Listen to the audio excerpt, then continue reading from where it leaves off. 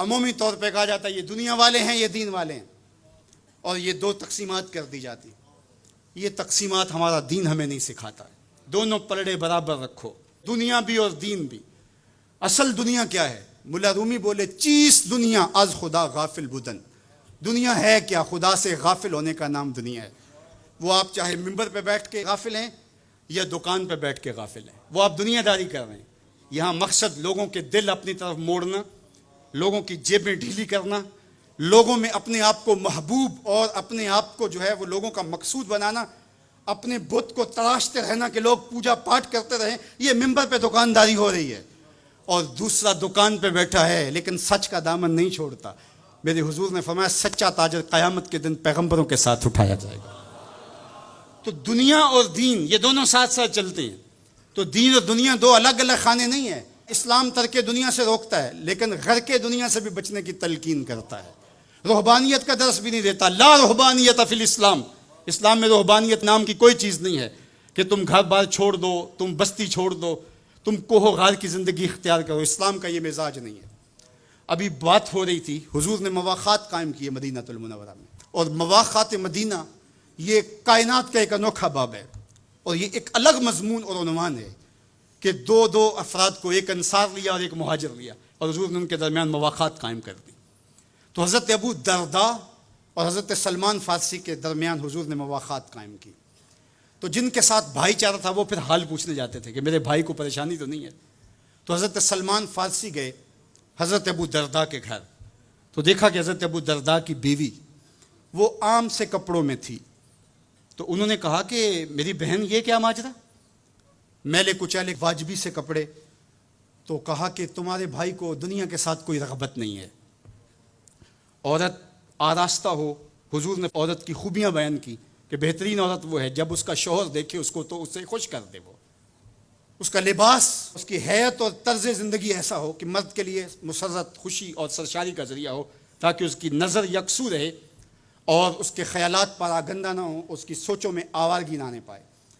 تو کہا کہ تمہارے بھائی کو رغبت ہی نہیں ہے دنیا کے ساتھ، اس لیے مجھے اس کی کوئی ضرورت نہیں ہوتی. خیر حضرت ابو درداء آئے تو کھانا لائے. تو حضرت سلمان فارسی نے کہا کہ آپ بھی کھائیے. کہا میں روزے سے ہوں. کہا کہ میں تو نہیں کھاؤں گا جب تک آپ نہیں کھائیں گے.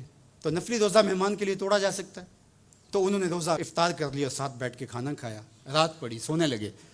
تو حضرت ابو درداء مصلی بچھا لیا. حضرت سلمان فارسی نے کہا کہ جناب آپ کو میرے ساتھ سونا پڑے گا. اللہ اکبر. یار وہ صوفی حضور کی تربیت کے پالے ہوئے تھے. آج تو پھر فتویٰ متوجہ ہو جاتا نا کہ اس نے مجھے نماز سے روکا ہے، یہ دارا اسلام سے خارج ہے. تو آپ نے کہا ٹھیک ہے، مہمان ہو، مہمان نوازی کا یہ بھی ایک ڈش ہے نا، چلو میں سو جاتا ہوں. سحری ہوئی تو سلمان فارسی اٹھے، ان کو اٹھایا، بیدار کیا. تہجد پڑھی دونوں نے.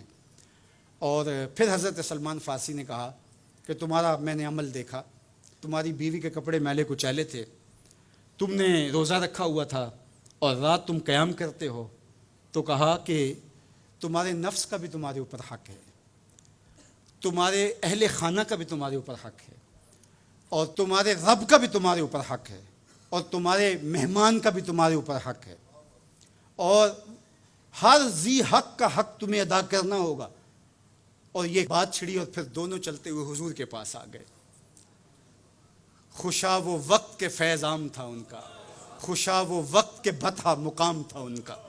کیسے وہ لمحے تھے، آج تو کوئی ملتا ہی نہیں ہے. درد ہو تو سنائیں کس کو، زخم ہو تو دکھائیں کس کو، دکھڑے ہوں کس کی دہلیز پہ رکھیں، کس کے کندھے پہ سر رکھ کے روئیں، کوئی رہا ہی نہیں ہے. تو وہ اٹھے اور حضور کے پاس آئے، اور حضرت سلمان نے اپنی کہانی سنائی اور ابو درداء نے اپنی بات کہی. تو میرے حضور نے کیا کہا سنو. ارشاد فرمایا صدق سلمان، کہا میرے سلمان نے سچ کہا ہے. تو ہمارا دین ہمیں یہ کہتا ہے کہ تمہاری زندگیاں خوبصورت ہو، رب کا حق بھی ادا کرو. اور حضور نے ایک شخص کو دیکھا وہ سخت کمزور ہے. تو آقا کریم نے فرمایا کہ کیا ماجرا ہے، تم بہت کمزور ہو، تو نے کوئی دعا تو نہیں کی تھی رب سے؟ کہا جی حضور میں نے اللہ سے دعا کی تھی. کیا دعا مانگی؟ کہا میں نے اللہ سے کہا مالک جو بھی تکلیفیں ہیں، مصیبتیں ہیں، وہ آخرت کے حصے کی بھی دنیا پہ بھیج دے تاکہ یہیں فارغ ہو کے جاؤں، آخرت میری صاف ہو جائے. تو بڑے دکھڑے ہیں، بڑے غم ہیں، بڑی اذیتیں ہیں، بڑی بیماریاں ہیں جس نے مجھے کمزور کر دیا. تو بظاہر بڑی اچھی بھلی بات تھی. کہ سارے دکھڑے دنیا پہ لے لی، آخرت صاف کر لی. لیکن میرے حضور نے کیا ارشاد فرمایا؟